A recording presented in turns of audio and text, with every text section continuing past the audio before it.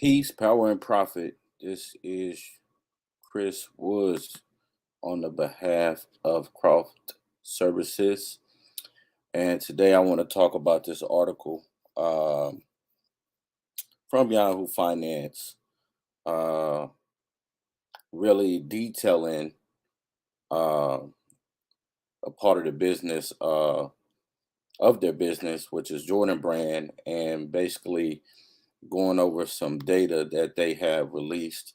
Obviously, this came out last week, but I didn't immediately get to it, even though I read about it.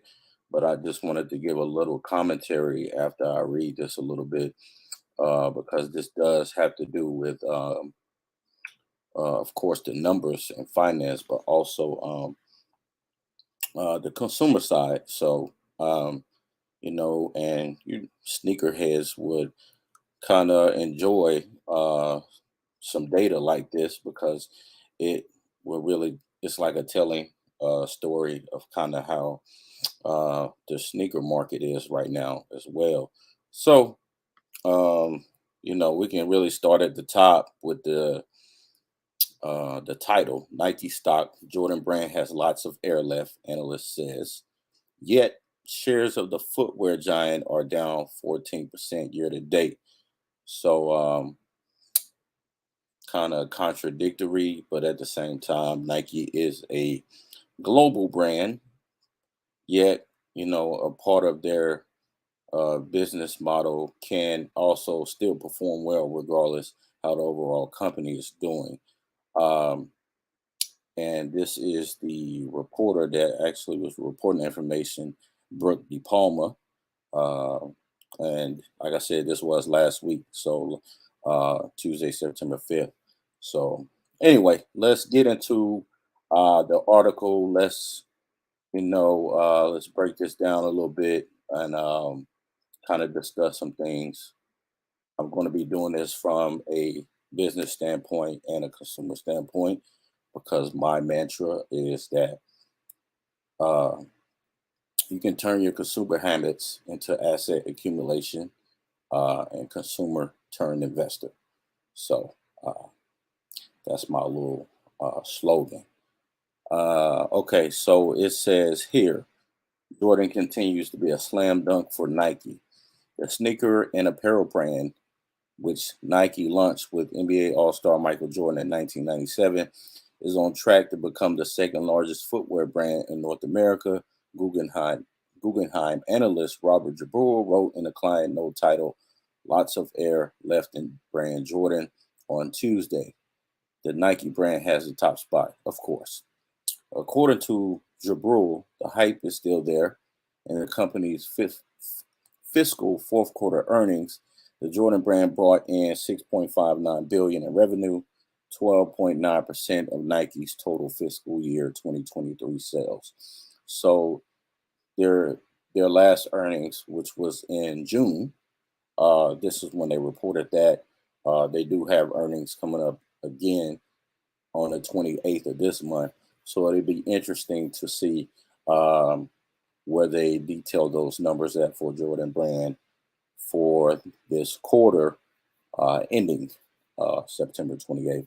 So it'll be interesting to see that. But overall, Jordan Brand is bringing in a lot of revenue. I think a lot of people will definitely agree with that because people, buy Jordans, so big Jordan sneakerheads. Um, so you have Jordan Brand that what Nike has, they drop releases year to year. They have special releases, they have collaborations, and then you have Jordan Brand athletes as well, which, in my opinion, is not that great. But you still have people out there who buy these products of these athletes regarding whatever sport they play. You will have consumers purchasing their products. But I think the main focus here is a lot of the retro silhouettes that came out while Jordan was playing. and, just redesigning and, you know, being innovative and creative with those silhouettes and keeping sneakerheads interested. All right, so let's move on. And as you can see here, you have the growing sales for Jordan Brand.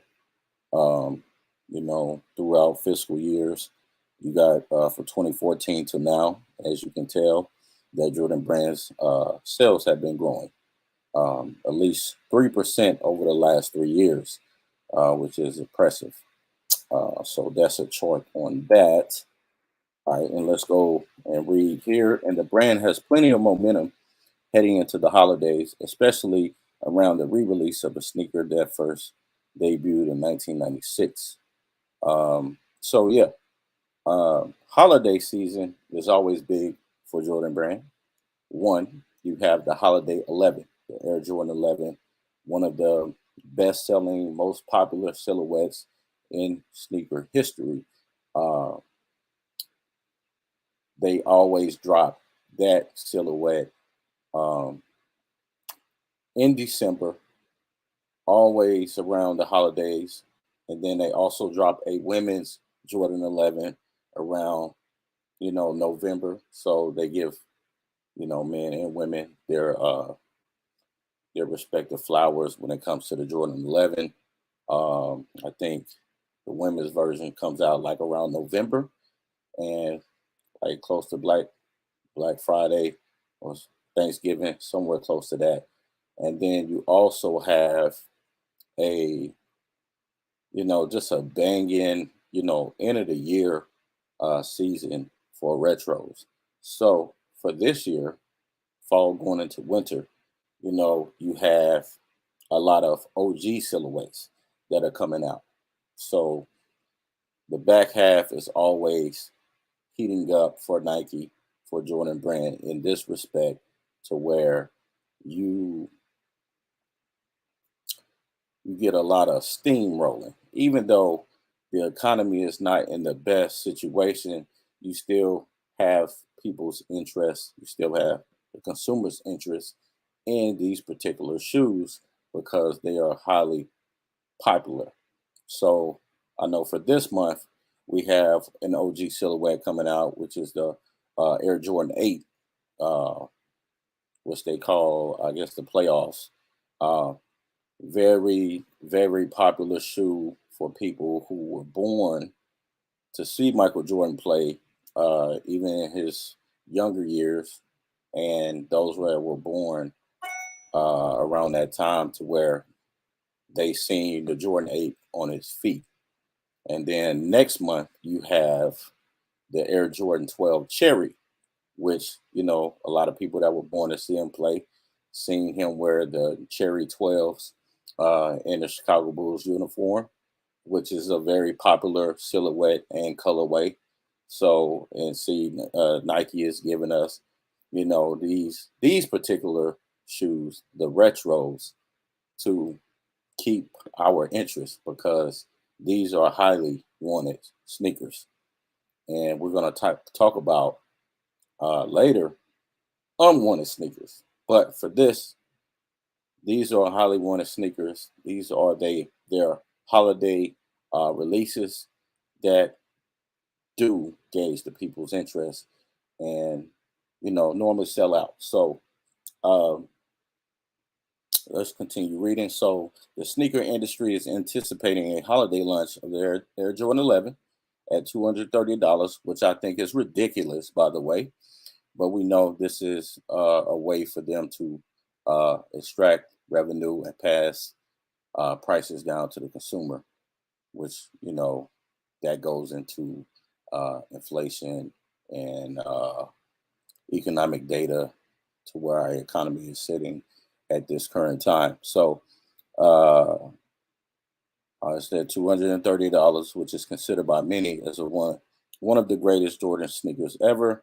Jabul wrote, adding that Nike plans to include new colorways and additions in the release, such as the Gratitude, Defining Moments Pack, and Conquer colorways. So this particular Jordan 11 is a combination of them both, uh, which a lot of sneakerheads I know, um, when we first got images of this shoe,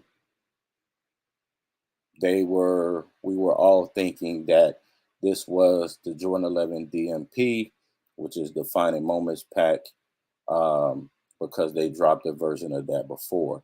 I believe, I want to say around '06, 2006. So they basically brought it back out.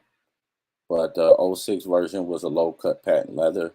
This one is going to be a high cut patent leather, and they're using actual leather instead of mesh on the midsole. So that's different about this shoe.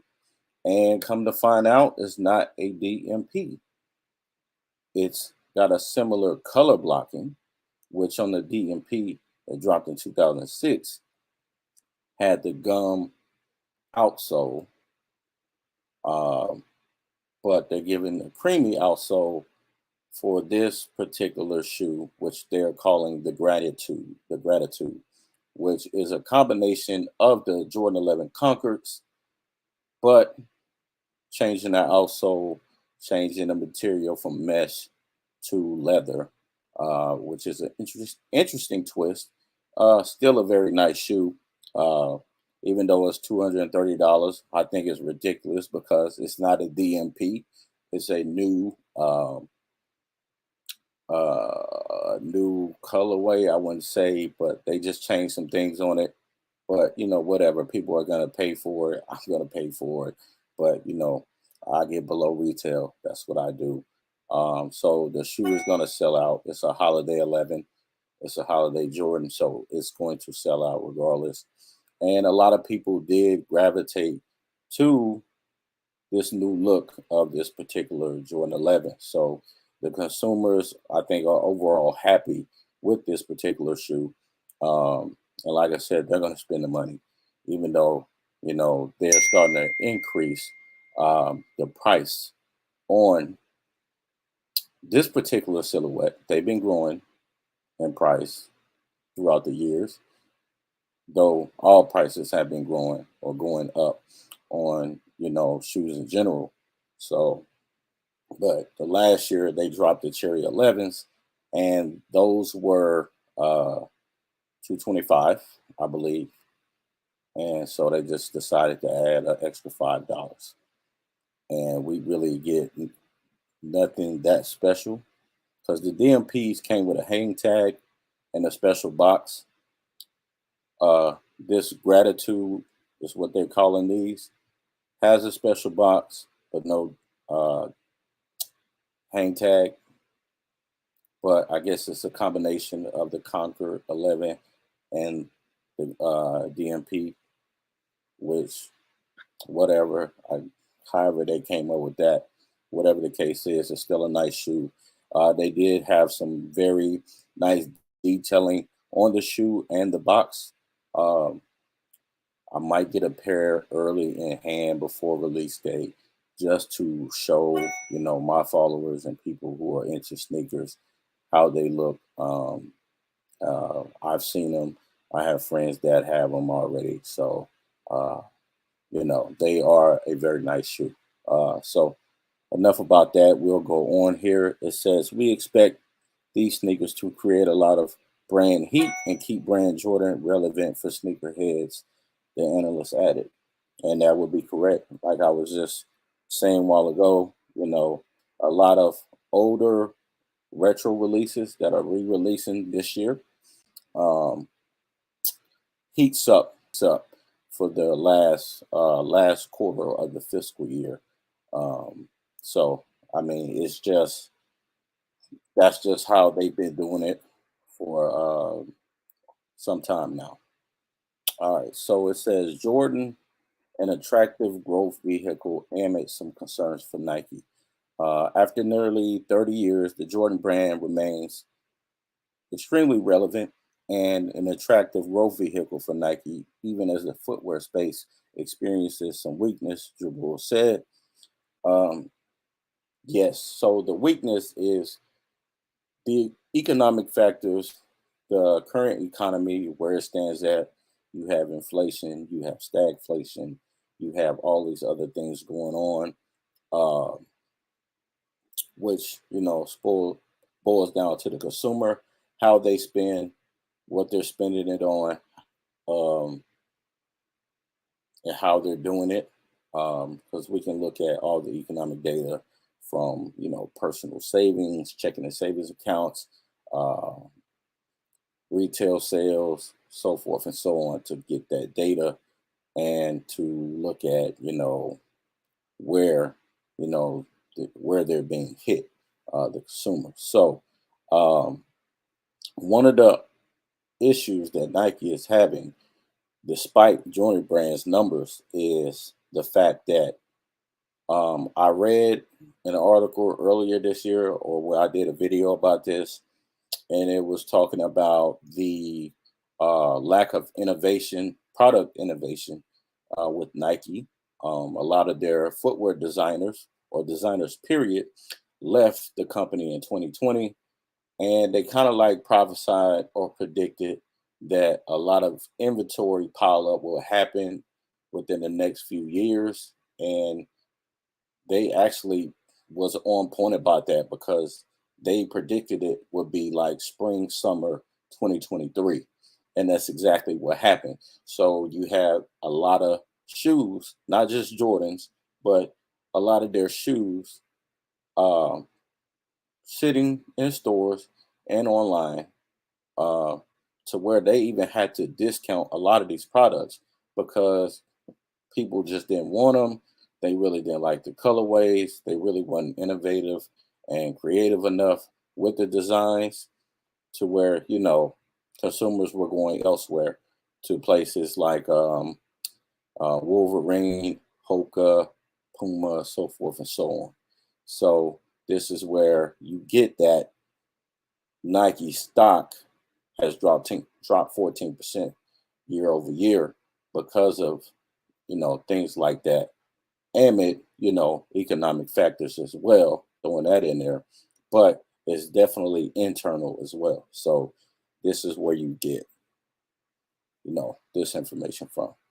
Okay, so reading on, it says total searches for Jordan Brand keywords are up on most major retailers' websites per Guggenheim and similar web data, which also included searches on Google, Bing, and the private browser DuckDuckGo in the results. Searches for the brand are up 38.7% year over year on JDSports.com, 67% on Dick's Sporting Goods, 139.4% on Foot Locker, 3.3% on the sneaker site GOAT.com, 492.1% on eBay, and up 455.5% on Amazon's website. On fightclub.com, however, searches are down 52.4% from a year ago. Let's see. So a lot of these websites are like middlemen. So JD Sports is a wholesale retailer partner with Nike. So is Dick's Sporting Goods, Foot Locker. We all know that. Go eBay, Amazon, and Fight Club, however, are middleman services, or what they call the resale market uh, companies, that you can go look up the value of how much a shoe or whatever product is, and you can tell, how people are pricing these items. Okay, so let's scroll down here. All right, so let's read this little half. There's another perk for investors. Nike, I'm an investor, by the way. Nike is a brand that is engaging Gen Z by gaining social media hype with innovation and new products. Barclays consumer discretionary analyst Adrian Yee told Yahoo Finance the brand also benefits from secular lifestyle trends like health and wellness. Yet, despite the Jordan interest, Nike stock is down nearly 14% year to date. Shares hit a rough patch over the last month, dropping over 7% after Foot Locker posted disappointing results and cut its full year outlook. Historically, Nike accounts for more than half of Foot Locker's total sales. Yahoo Finance's Josh Schaefer reported. So um, they're trying to engage Gen Z with social media hype, because that's exactly what it is, hype, and not necessarily uh, real hype, or whatever the case is. Because think of it, Gen Z people do not know Michael Jordan the way that millennials and Gen X people do, because we grew up watching him, and we are, retros hold a special place for us more than it does for them. And it says by gaining social media hype with innovation and new products. Yeah, and that's the main issue with them, the innovation, the lack of innovation with the new products. So, but we're not here for that. I've already discussed that. Um, and yes, the stock is down uh, majorly. And since I'm an investor, I have to look at that as well and keep my eyes peeled to make sure, it's doing what it's supposed to do. And it has not been performing up to my standards. But that's it right there. All right, so let's keep reading. Oh, here is the current Nike price of Nike right now. It's at $96.75. So it has dropped in price since the article came out, which is not a surprise. But anyway, let's go on. One concern for Nike is the drop in monthly downloads and usage of sneakers, an app created by the athletic apparel giant. However, Drabul argued there have also been signs of weakness within mobile and web traffic for sneaker resellers, which led the team to believe it is not a Jordan brand problem. Okay, this is big. This is big. So you have monthly drops and people using the sneakers app. The reason why is because sneakers app is trash. Nike in itself is trash as well in this regard, because you don't have rewards for members like other retailers, even though you're the big honcho. So um, a lot of people don't win on sneakers app. Um, a lot of the releases are bad. They have a lot of technical difficulties with the app, especially for a highly hype release shoe. Um, and the thing is, people don't win like that. And what they used to say before, how you get, certain perks with them is by, you know, sharing the content on Sneakers app, liking it, watching it, and that was the idea behind exclusive access, as they say.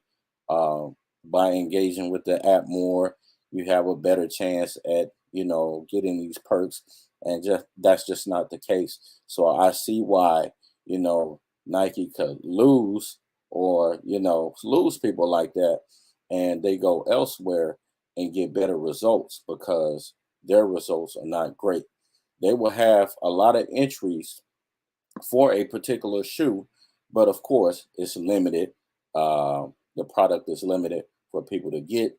But, you know, even if it's not a hype release, people still aren't winning. And it's like, what's funny about Sneakers app is that you could lose, or you could take a L before you get the guidance screen, right? Because they take maybe 5 to 10 minutes to start selecting winners. And after the fact, you'll get the guidance screen, or you'll get the didn't get them. But then they will, 10, 15 minutes pass, they will put the same product on the Nike website or app, and you go on there and you can get the product, because they will act like the product sold out on sneakers, but you go directly to the Nike app or website and you can buy the sneakers in your size. But they just told you that you didn't get them on sneakers app. which is completely weird. I don't understand why, this happens and why they do this. And I've heard this from, many other people I know, friends and colleagues. This happens too, which is completely weird. Um, this is why you have a drop in monthly downloads and usage of Sneakers app, because it sucks. It's just terrible. They just did a Sneakers Day this past weekend, and they gave us nothing worth a Sneakers Day. You would think they would give us some of the hype releases that has dropped in 2023 to really gauge the people's interest, to really give people a chance at these hot releases, hype releases. Yet they gave us garbage shoes that nobody really cares about like that, because Nike knows that people they demand some of the biggest collaborations and nicest shoes that people want, but yet they will give us uh, a sneakers day, and the products are absolutely worthless. It's like, we don't want this. They keep giving us things we don't want, and we keep asking for things we do want, and it don't happen. So like I said, at the same time, that's the way of a business. They have ways to pull strings. They give you a little bit, and then they pull it back and take it away. So this is why you have problems with sneakers apps now, and why people are deleting the app and not using the app anymore, but just going right over to other retailers where they have a better chance at getting the product with no problem. And the way the sneaker market is set up now, where shoes are sitting, you know, if you don't have the money right then and there when a sneaker releases, you can come back anytime and still get that shoe cheaper, uh, and even cheaper on the middleman's website. So you have, different retailers where the shoe is still sitting up, and it's so bad now that Nike will discount a shoe if uh, it don't immediately sell out and it's still sitting for a time period. So that's kind of how the market is right now for that as well. Not every Jordan sneaker that comes out sell out, or Nike Air Max, or a Jordan Nike collab or something like that. It don't all Every shoe doesn't, automatically sell out, but the ones that do, you can see how sneaker app affects those people. So it's a tug and pull type of thing. All right, so let's continue reading.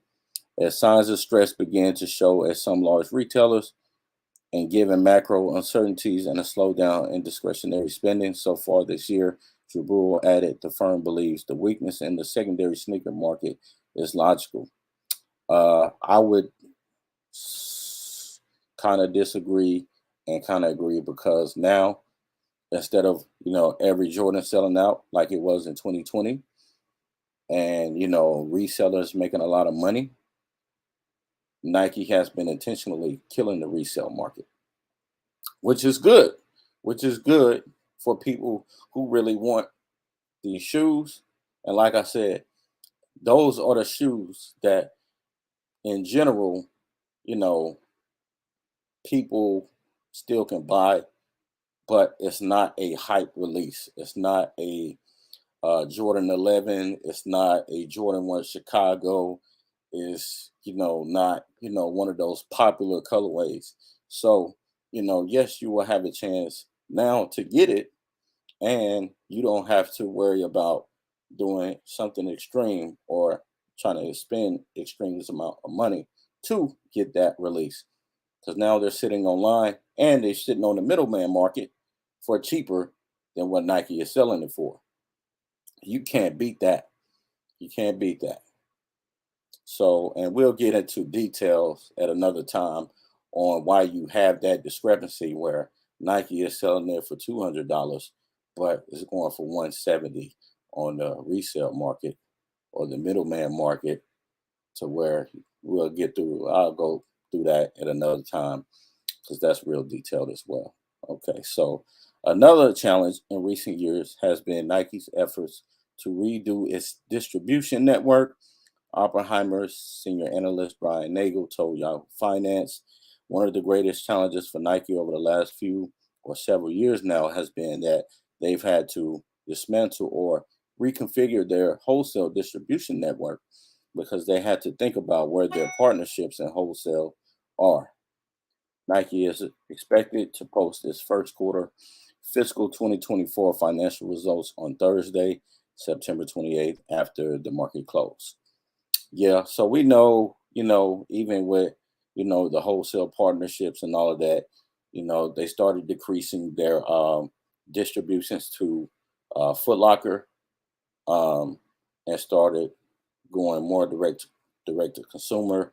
They've increased their partnerships with like just Big Sporting Goods as a more newer partner. Yet, they still trying to figure that out as well. So as you can see, there's a lot of issues here on Nike side, but Jordan brand itself doing great, doing wonderful, so well that it's damn near the second largest footwear brand in North America. So, hey, that's a good side of Nike. Other side of Nike, as you can tell, going downhill. So, let's see the weakness in the sneaker market. So, with that, uh, basic economic activity causing that, inflation strapping consumers.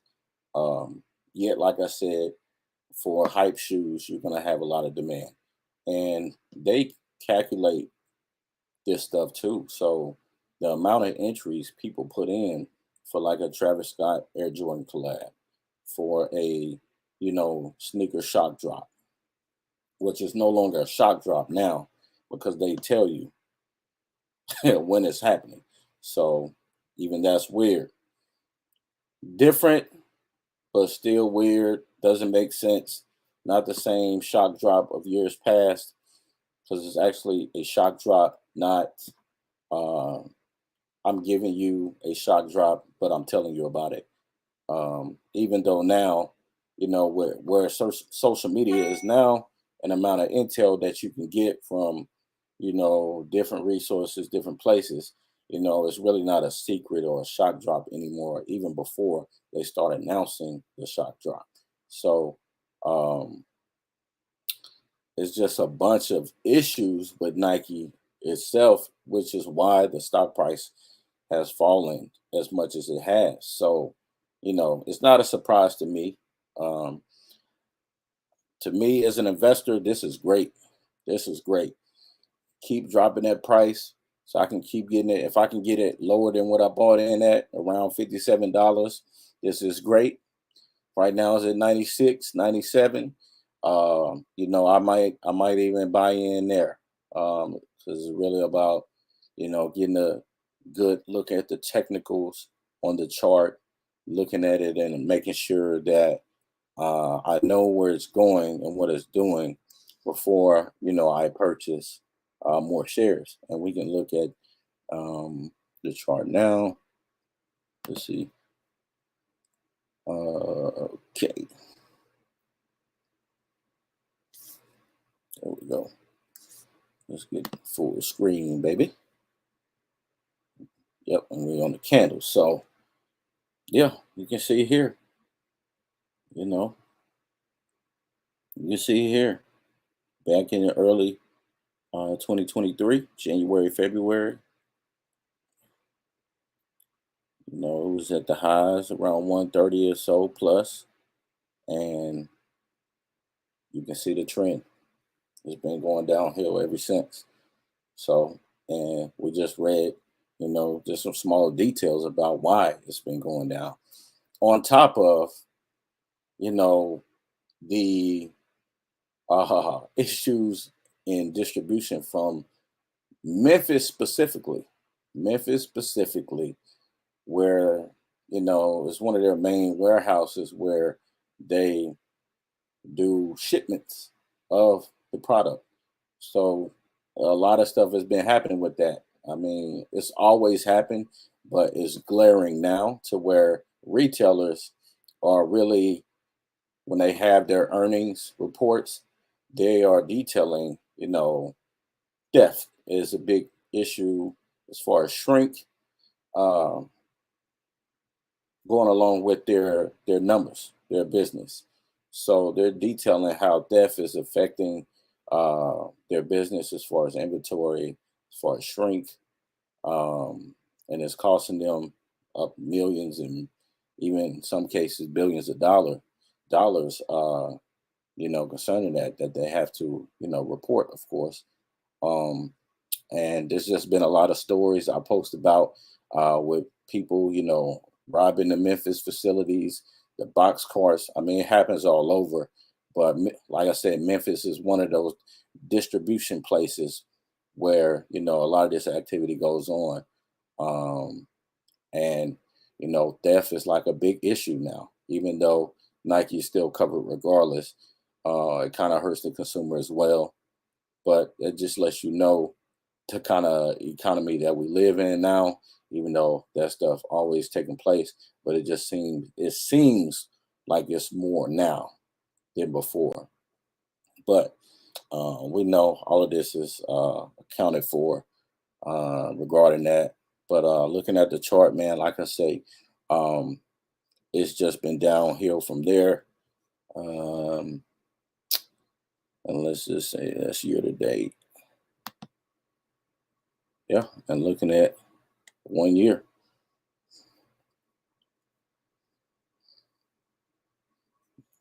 Looking at it like this,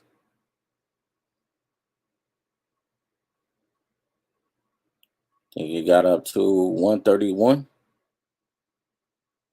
a high of 131, 31, and made a double top here, dang near, and it's just been working itself all the way down. And going into, like I said, fiscal year 2024 for them, um, this last quarter is going to be, like I said, it's going to heat up for them. You might see a little jump uh, in price because of recent releases. Like I said, um, September has a lot of good releases. October, November, December is just going to heat up for Nike in regards to consumer spending. Holiday season, always like that. You expect that, but I'm really interested to see how that would go based on the monthly economic data that we've been getting, uh, specifically dealing with the consumer itself, centered around personal finance and spending. So I look at that stuff as well. I don't look at just the consumer side of things. I have to look at it economically, business, finance wise, because you have to know uh, how the consumer feels about the state of the economy, what is their spending saying, and things like that. We know the issues Nike is having, um, but you know everything is 100% behavior, how you feel, what you think, So uh, besides that, that's it, man.